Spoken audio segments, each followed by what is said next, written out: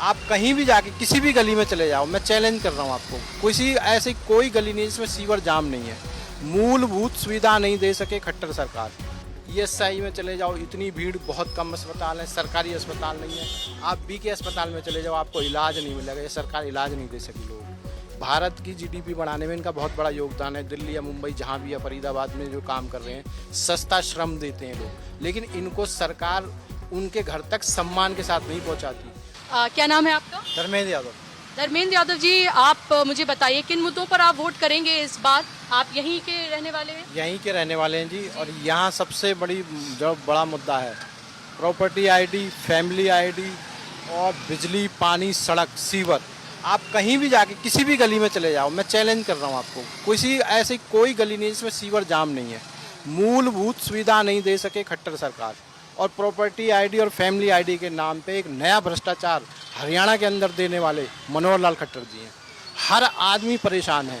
किसी की प्रॉपर्टी का लेन देन हो जाता है, पैसे का लेन देन हो जाता है, जब वो रजिस्ट्री कराने जाता है पता लगता है जी उसकी प्रॉपर्टी आईडी ठीक नहीं है। तो उन्होंने तो ये कहा कि आज आपकी सुविधा के लिए किया गया। नहीं, उस सबसे बड़ी असुविधा है। आप ये सोचो कि आदमी के पैसे का लेन देन हो गया, सब कुछ हो गया, जिस दिन वो रजिस्ट्री कराने जा रहा है उस दिन ये कहा जा रहा है कि तेरी ये प्रॉपर्टी आईडी ठीक नहीं है, तू जा। वो भागा भागा नगर निगम जाता है, उससे जितना पैसा मांगा जाता है उतना दे के, क्योंकि वो प्रॉपर्टी के पैसे दे चुका होता है, वो सोचता है कि मेरा मामला फंस ना जाए। तो प्रॉपर्टी खरीदना और बेचना दोनों मुश्किल हो गया। बहुत मुश्किल हो गया, बहुत मुश्किल। और दूसरी बात, ये जो आप इलाका देख रहे हो एनआईटी शहर, ये प्रवासियों का शहर है। इसको आप मिनी भारत कह सकते हो, गरीब आदमी का शहर कह सकते हो। यहाँ हर तबके का आदमी, बहुत जो निचले स्तर पर रहते हैं, जो एक मिनिमम वेजेस है उस पे काम करने वाले लोग रहते हैं। आप देखोगे साइकिल वाले आपको ज़्यादा दिखेंगे इस एरिया में। उन लोगों के लिए कोई सुविधा नहीं है। ईएसआई में चले जाओ, इतनी भीड़, बहुत कम अस्पताल है, सरकारी अस्पताल नहीं है। आप बीके अस्पताल में चले जाओ, आपको इलाज नहीं मिलेगा, ये सरकार इलाज नहीं दे सकी लोग। ये प्रवासी लोग साल में एक बार अपने गांव जरूर जाते हैं, इनको रिजर्वेशन नहीं मिलता है। ट्रेनों का बुरा हाल है। जनरल डिब्बे में आप चढ़ के देख लेना किसी दिन। ये इनका क्या जीडीपी में योगदान नहीं है इन मजदूरों का? फ्री का और सस्ता मजदूर इन्हीं की वजह से है, जो ट्रेन में चढ़ के अपने गांव से आ जाते हैं। भारत की जीडीपी बढ़ाने में इनका बहुत बड़ा योगदान है। दिल्ली या मुंबई जहाँ भी या फरीदाबाद में जो काम कर रहे हैं, सस्ता श्रम देते हैं लोग, लेकिन इनको सरकार उनके घर तक सम्मान के साथ नहीं पहुँचाती। बहुत गंदी स्थिति में, बहुत बुरी स्थिति में, कोई बाथरूम में बैठ के जाता है, कोई कैसे जाता है। रिजर्वेशन नहीं है सरकार के पास, ट्रेन नहीं दे सकी है सरकार। इससे ज़्यादा शर्म की बात नहीं है कि कोई फैमिली के साथ बाथरूम में बैठ के जा रहा है। तो ये मुद्दे हैं इस सरकार के। बहुत ही दुखी हैं यहाँ के लोग, बहुत गरीब लोग हैं। इलाज नहीं है। अभी एक बच्चे का है, उसने बाकायदा उसने वो करा रखा था अपना, जो इंश्योरेंस होता है जो हेल्थ कार्ड का, 5 लाख का था उसका। एक निजी अस्पताल में भर्ती हुआ, 5 लाख उसके ख़त्म हो गए। उन अस्पताल वालों ने कहा जाओ, कहाँ जाए वो आदमी? आईसीयू में एडमिट था, उसका कौन है? वो जो डेली रेडी लगा के काम कर रहा है, उसके पास तो कोई वो नहीं है, ईएसआई कार्ड नहीं है, कोई कार्ड नहीं है, कोई भी कार्ड नहीं है। और उसके बाद 5 लाख तक का उसने बेचारे ने वो करा रखा था। मोदी जी कहते हैं वो फ्री राशन दे रहे हैं, लोगों के लिए सुविधा दे रहे हैं, विकास का मॉडल वो बता रहे हैं आपको कि 2047 तक भारत जो है वो कहाँ पहुँच जाएगा, 5 ट्रिलियन की इकोनॉमी बन जाएगा। मैडम, ये भारत जो है किसानों का देश है। अनाज की यहाँ कमी नहीं है। मोदी जी नहीं देते तो भी लोग खरीद के खा लेते।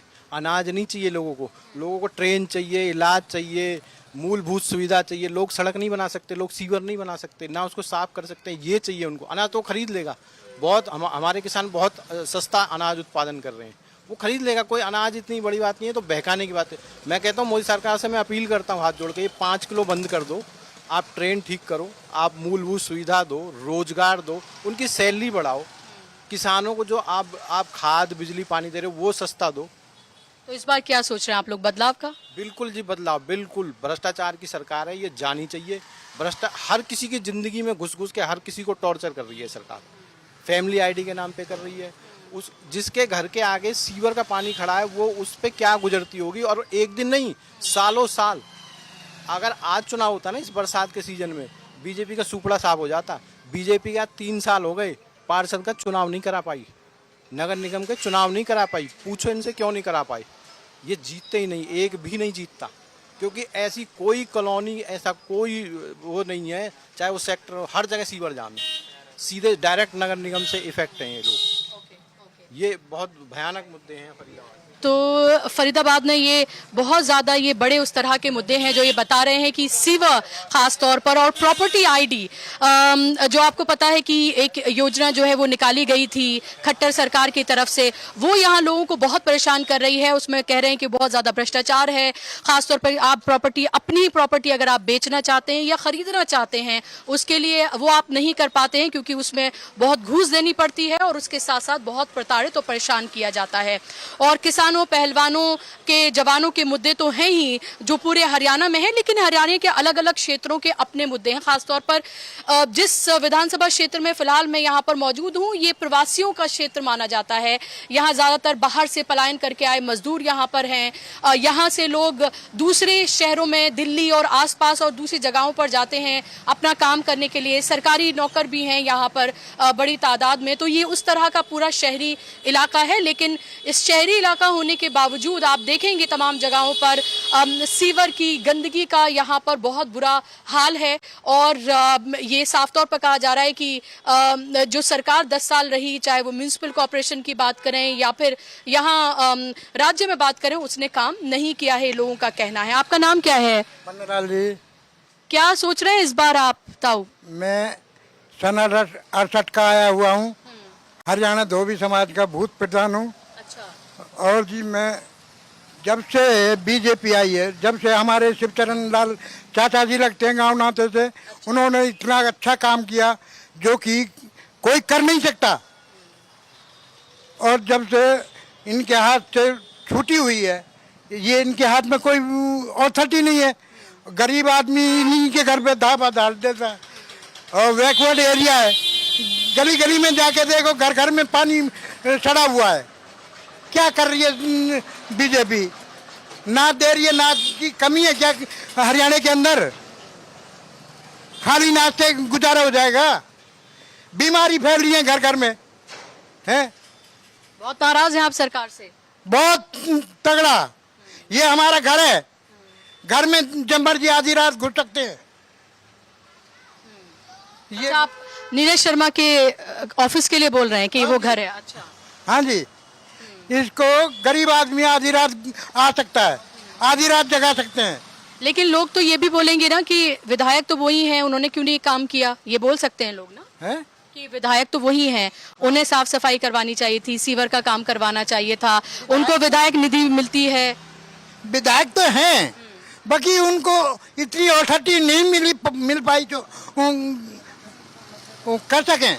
बाकी जितना उनके उसमें लेवल में है, उन्होंने इतनी सफाई करवाई है कि हद से ज्यादा। ठीक है, ओके। आपका क्या नाम है? मैं केशव दत्त गौड़। अच्छा, केशव दत्त जी, मुझे बताइए कि आपके लिए क्या मुद्दे हैं आपके इलाके के?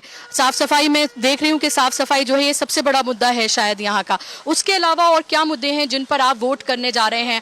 और पूरे हरियाणा में भी अगर हम देखें तो आप किन मुद्दों को लग रहा है कि इस बार लोग वोट करने के लिए जा रहे हैं? मैडम, मैं आपके चैनल को पहले तो बहुत बहुत शुक्रिया करना चाहूँगा, क्योंकि आप यहाँ पहुँचे हो हमारे जवाहर कॉलोनी में। जवाहर कॉलोनी की सफाई का मुद्दा एक मेन मुद्दा हो गया है जी।